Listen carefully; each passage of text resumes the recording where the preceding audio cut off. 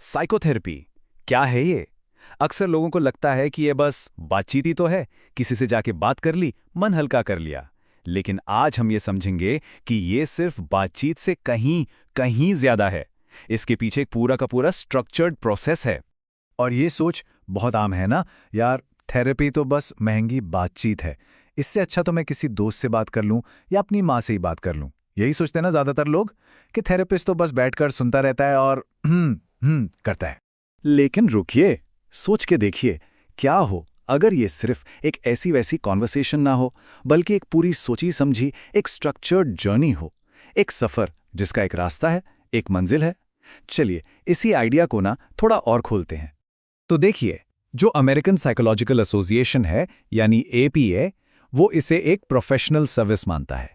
मतलब साफ है, यहाँ कम्युनिकेशन का इस्तेमाल होता है हमारे अनहेल्दी इमोशनल, थॉट और बिहेवियरल पैटर्न्स को ठीक करने के लिए।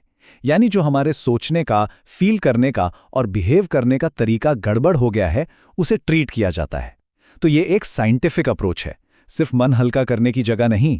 तो फिर से वापस आते हैं उस जर्नी वाले आइडिया पर। इसे बिल्कुल एक सफर की तरह इमेजिन कीजिए। एक ऐसा सफर जिसका रास्ता बिल्कुल साफ है। शुरुआत होती है तकलीफ से और मंजिल है हीलिंग। और ये जो सफर है ना, फ्रॉम सफरिंग टू हीलिंग, यही साइकोथेरेपी का पूरा सार है। अच्छा, अब किसी भी सफर के लिए एक गाड़ी तो चाहिए, राइट? एक व्हीकल।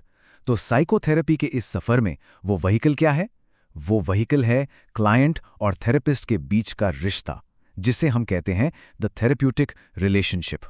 और इसे मशहूर साइकोलॉजिस्ट कार्ल रॉजर्स ने बहुत खूबसूरती से कहा है कि the therapeutic relationship is the vehicle for change. यानी बदलाव लाने वाली गाड़ी यही रिश्ता है। जितना मजबूत ये कनेक्शन होगा, उतना ही सक्सेसफुल ये सफर होगा। सिंपल। तो सवाल उठता है कि आखिर ये रिश्ता है क्या? देखिए, ये दोस्ती बिल्कुल नहीं है जहां दोनों तरफ से एक्सपेक्टेशंस होती हैं। ना ही ये कोई आम जान पहचान है। ये एक प्रोफेशनल, अहम, ट्रस्टेड और सबसे जरूरी एक सेफ कनेक्शन है। इसका सिर्फ एक ही फोकस है, क्लाइंट की वेलबीइंग। That's it. अब इस गाड़ी के कुछ इंपॉर्टेंट पार्ट्स भी तो होंगे ना।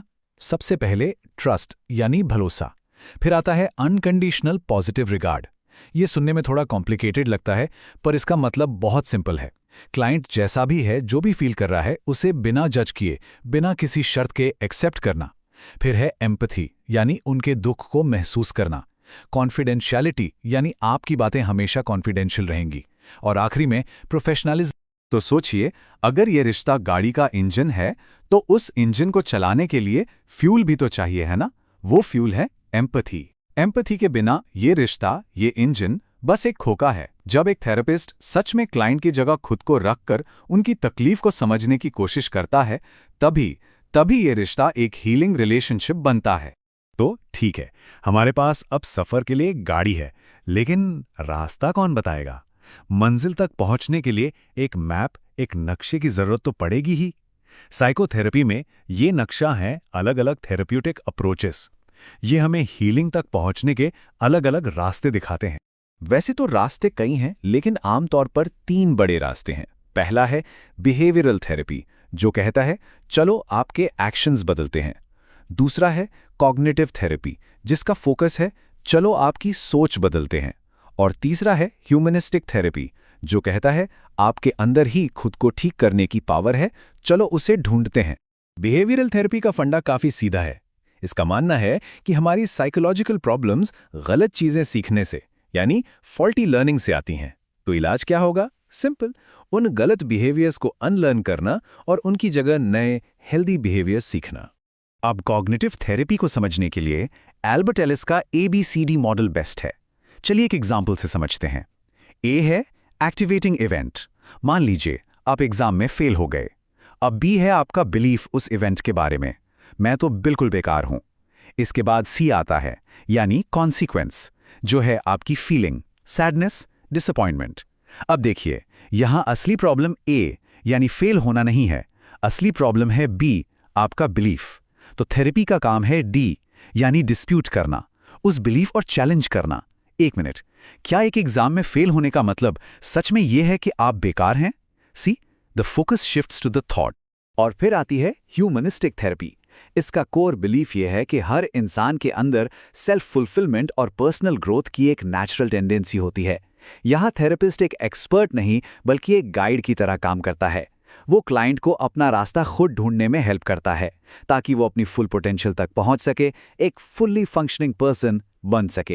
ठीक है, तो हमारे पास गाड़ी भी है और नक्शा भी, लेकिन सवाल ये है कि ये पूरा सफ़र चलेगा कैसे? इसे एनर्जी कहाँ से मिलेगी? आखिर वो कौन सी चीज़ें हैं जो साइकोथेरेपी को इतना इफेक्टिव बनाती हैं? चलिए अब इस हीलिंग प्रोसेस के फ्यूल को समझते हैं।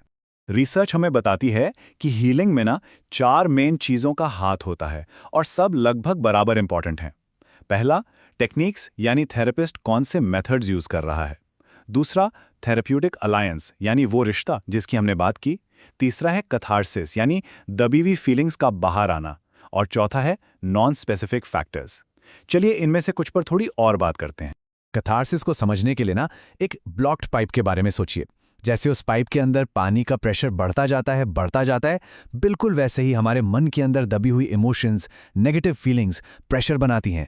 सालों से जिन बातों को हमने एक्सप्रेस नहीं किया वो अंदर ही अंदर एक बोझ बन जाती हैं। तो थेरेपी क्या करती है? वो एक सेफ स्पेस देती है जहां उस पाइप का ढक्कन आराम से सेफली हटाया जा सकता है। और जब वो सारी दबी हुई फीलिंग्स बाहर निकलती है तो एक अजीब सा सुकून, एक ज़बरदस्त रिलीफ मिलता है। इसी इमोशनल रिलीज को कहते हैं कैथार्सिस, और इस रिलीज में ही हीलिंग छिपी। और आखिर में आते हैं नॉन स्पेसिफिक फैक्टर्स। अभी नाम थोड़ा टेक्निकल है पर बात बड़ी सिंपल है। ये वो चीज़ें हैं जो किसी खास थेरेपी टेक्निक से नहीं जुड़ी, जैसे कि क्लाइंट बदलाव के लिए कितना तैयार है, उसकी उम्मीद क्या है थेरेपी से, और दूसरी तरफ थेरेपिस्ट क्या वो सच में जेन्युइनली क्लाइंट की मदद करना चाहता है। ये सब ह्यूमन एलिमेंट्स हैं जिनका असर बहुत गहरा होता है। तो हमने मेन हाईवेज तो देख लिए, लेकिन हीलिंग का सफर सिर्फ इन्हीं तक सीमित नहीं रहता। कुछ और रास्ते भी हैं और कुछ आखिरी पड़ाव भी जो इस जर्नी को पूरा करते हैं। तो चलिए उन पर भी एक नजर डालते हैं। सोचिए, अगर कन्वेंशनल थेरेपी एक हाईवे है तो योगा और मेडिटेशन जैसे ऑल्टरनेटिव पाथ्स उसके साथ चलने वाली खूबसूरत शांत साइड रोड्स की तरह हैं। ये तरीके भी मन को शांत करने में, इमोशनल बैलेंस लाने में बहुत मदद करते हैं। कई बार ये थेरेपी के साथ साथ चलते हैं और कई बार एक ऑल्टरनेटिव के तौर पर भी बहुत काम आते हैं। कुछ सिवियर केसेस में सिर्फ सिम्टम्स को कम करना काफ़ी नहीं होता, वहाँ ज़रूरत पड़ती है रिहैबिलिटेशन की। इसका मकसद है ऐसे लोगों की लाइफ क्वालिटी को इम्प्रूव करना और उन्हें सोसाइटी का एक प्रोडक्टिव हिस्सा बनने में मदद करना। बेसिकली उनकी ज़िंदगी को वापस पटरी पर लाना। और रिहैबिलिटेशन एक पूरा प्रोसेस है। इसमें ऑक्यूपेशनल थेरेपी होती है ताकि इंसान अपनी डेली लाइफ में एक रूटीन बना सके। फिर सोशल स्किल्स ट्रेनिंग होती है, लोगों से इंटरैक्ट करना, जुड़ना सीखने के लिए। और वोकेशनल थेरेपी के जरिए उन्हें कामकाज के लिए स्किल्स सिखाई जाती हैं ताकि वो फाइनेंशियली इंडिपेंडेंट हो सकें। तो साफ है, थेरेपी सिर्फ बातचीत नहीं है, ये एक पूरी जर्नी है। एक ऐसा सफ़र जिसके कई अलग अलग रास्ते हैं। बिहेवियरल है, कॉग्निटिव है, ह्यूमैनिस्टिक है। यहाँ सिर्फ मंजिल तक पहुँचना ज़रूरी नहीं है, सही रास्ता चुनना भी उतना ही ज़रूरी है। तो सोचिए इस बारे में, हीलिंग के इन इतने सारे रास्तों में से कौन सा रास्ता है जो सबसे ज़्यादा इस क्यूरियस बनाता है?